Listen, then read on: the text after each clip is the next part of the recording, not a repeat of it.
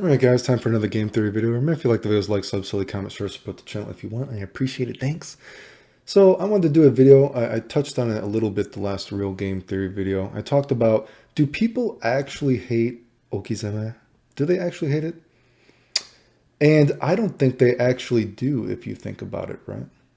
And here's what I want to talk about, right? So we have the more recent, right? We have the Guilty Gear Strive, right? And the community was trying to say that, oh, it's so great, the wall is so good. Rolling my eyes right there for, Guilty Gear, because we don't like all these guaranteed setups. We don't like being put into hell, so to speak, right? You know what I mean? We like that the match resets, all this kind of stuff. We don't like Okizeme. So the wall and Strive is so great, right? Sarcasm, right? And what the fuck are you talking about, right? But I don't think there's actually any precedent even throughout the history of fighting games to believe that people don't like Okizeme, right? Because as a matter of fact, if you recall in my older videos that I've talked about as well, right? One of the reasons, let's use Street Fighter Alpha 1 again. Not that I think that Street Fighter Alpha 1 is the most amazing game of all time, but it's a great example of this. People actually have a love-hate relationship with fighting games, right? The best and the worst thing about fighting games is that there must be a winner and there must be a loser. It's a competitive endeavor. I use that phrase so often, right? So that's the best thing, right? You know what I mean? That's why people, it's the most hated thing about fighting games when you play it, and it's the most things that people love. That they could win or they could be the loser. And if they the loser, more often than not, they're going to complain about said game or complain about some said tactic in game, right? But people don't actually like having no control on what they're doing, or not having, they can't control what the opponent does, right? So if we look at a game like Street Fighter Alpha 1, right? What is something that Street Fighter Alpha 1 did to try to take away all these guaranteed setups, right? Okizeme, all this kind of stuff, Fireball, Dragon Punch, trap in the corner, safe jumps, all this kind of bullshit, right? They took away that by adding the full screen roll. That basically, or 75% of the screen, where the fuck it is, right? You know what I mean? And you can roll 99.9% of everything in Alpha 1. But the caveat to Alpha 1, of course, is that when you roll, almost every character, the good characters in the game specifically, and most characters actually, they have their most powerful combos on a standing opponent. And when you roll in Street Fighter Alpha 1, your character is standing. So it basically puts you into a coin flip situation in so many times in the match, right? Because it's like, oh, you're giving me this option that I am no longer in hell and I can roll, but you're telling me the option to get out of it, I instantly die if the guy guesses. People don't like losing off of a guess, right? Do you know what I mean? If you think about it, right? Oh, fuck, Alpha 1. That's something that actually, if you've actually ever played the game at a high level and you can have an intelligent conversation about a video game, that is one of the real reasons that people think that Alpha 1 is a quotation marks bad game, right? Because things aren't guaranteed. Because there are guessing situations in Alpha 1 where you instantly lose the match. Things aren't guaranteed in Alpha 1. Right? Because if you look at a game like Alpha 1, actually, from generally the game perspective and all the way that things work in the game, right, there's not a lot of moves in Alpha 1 that don't make sense. Most moves and tactics in the game, when you look at it, they're easily digestible and palatable, right? There's no, why the fuck does that move do that? Why the fuck does this move do that, right? Of course, we can pick random examples like, say, Rose in Alpha 1 with her, she can just kill you off that unblockable slide. That's like eye-rolling and doesn't make any sense.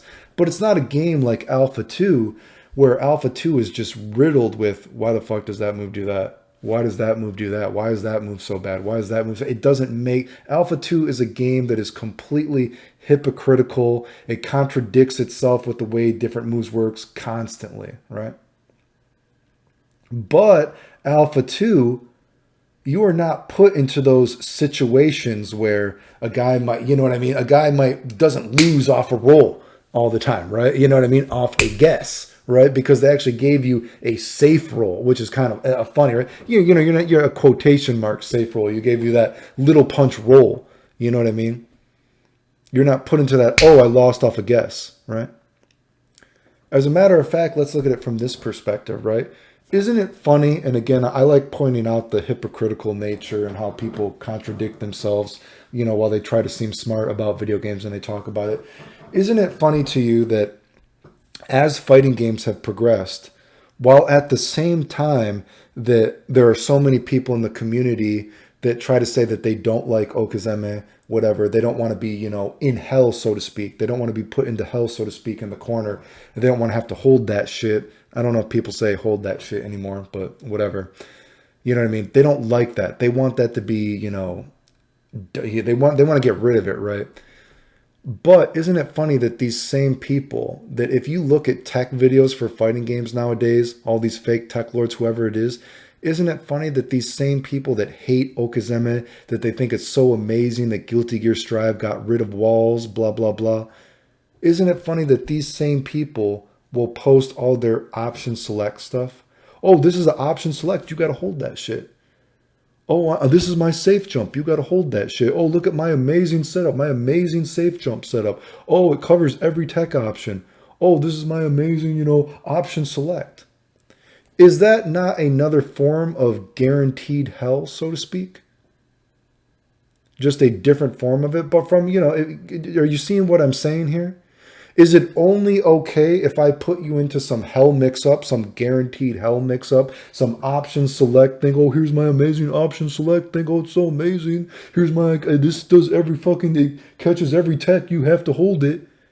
It's only okay if it happens mid-screen, but it's not okay if it happens in the corner? Isn't that interesting? If you actually are, do you get what I'm getting at? If you think about the precedent of like video games, people don't like actually when simple things have a big influence over the match. Even if we go back to old school Street Fighter 2, how often are people complaining about, oh God, just a simple walk-up throw or a simple walk-up dragon punch has such a influence on a match because it's just a guess, basically, right? People don't actually like feeling like they are not in control of what is going on. As a matter of fact, again, if you look throughout the history of video games, and even again, I just said it, Strive, where they don't like all this guaranteed shit in the corner, these same people are the same people that constantly post their option select shit.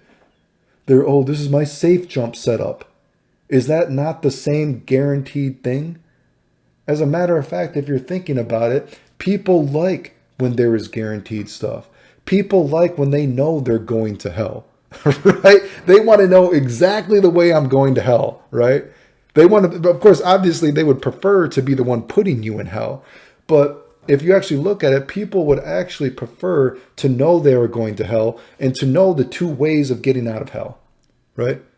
At least if I'm going to hell, I know the two ways that I can try to get out of hell. People would actually prefer that if you look at it.